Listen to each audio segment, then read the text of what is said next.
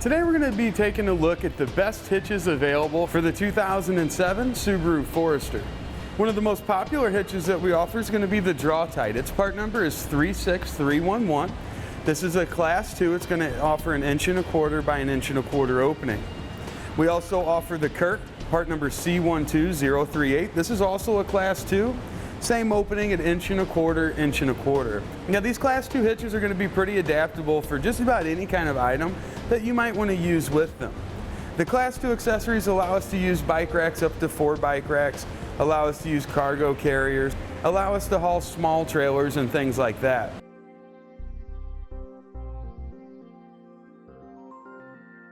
A few of the differences that I've noticed with our hitches are going to be that the visual portion of the hitch, or the portion that you're actually going to see behind the vehicle, with the Curt, from about this rounded edge down, it's going to stay visible. You're going to see it if you stand well back behind the vehicle. If you're right up on the vehicle, it doesn't really show up at all.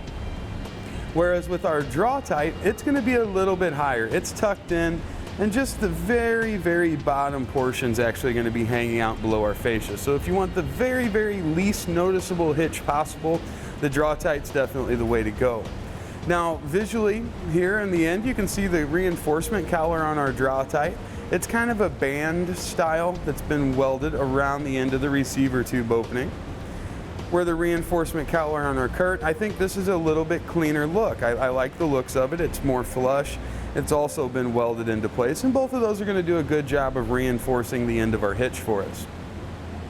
You can see the Curt safety chain connection points are a rolled steel stock style.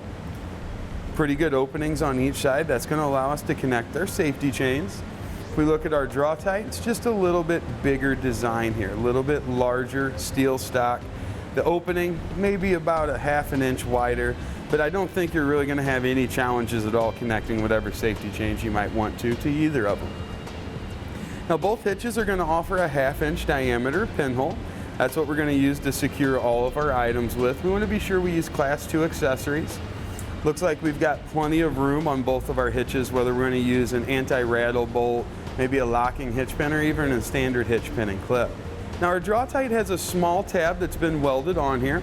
This is a tab that we can use for securing our fascia once our install is done. There's one small tab on the back on some models that will allow us to put our push pin fastener in there and get it secured.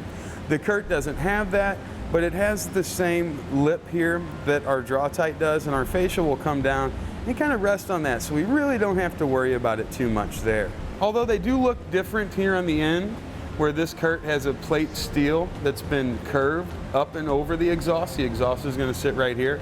The Draw-Tite also mounts over the exhaust. It just, instead of having a large bend in it, it's got just a small bend in our cross tube.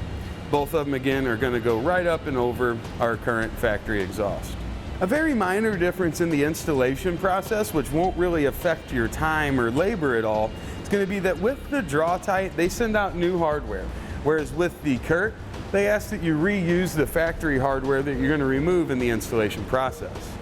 Now a minor difference in the tow ratings on the hitches are going to be, when we look at the Draw-Tite, it offers a 300-pound tongue weight rating. So that's the maximum downward force we can put here at our receiver tube opening. When we're looking at the Curt, 350 pounds for that rating, so slightly higher. Now, gross trailer weight rating, or the maximum weight of our trailer and anything that we've got loaded up on both of our hitches, are going to be 3,500 pounds. Of course, we're going to consult the owner's manual of our Forester. We're going to see what its tow rating is, and we'll go off of whichever of those are the lowest. Now, when it comes to selecting which hitch is right for you, I think our hitches are really, really close side by side. My money's going to be on the Curt. This is what it looks like installed. I like the way the reinforcement collar looks. That's just an aesthetic factor though. With the tongue weight rating being 50 pounds higher, it means we've got a stiffer hitch. That means we're going to have less flex as we go over bumps and stuff like that once we have our accessories loaded on. And that's going to complete our look at the best hitches available for the Subaru Forester. We hope this helps in making your buying decision just a little bit easier.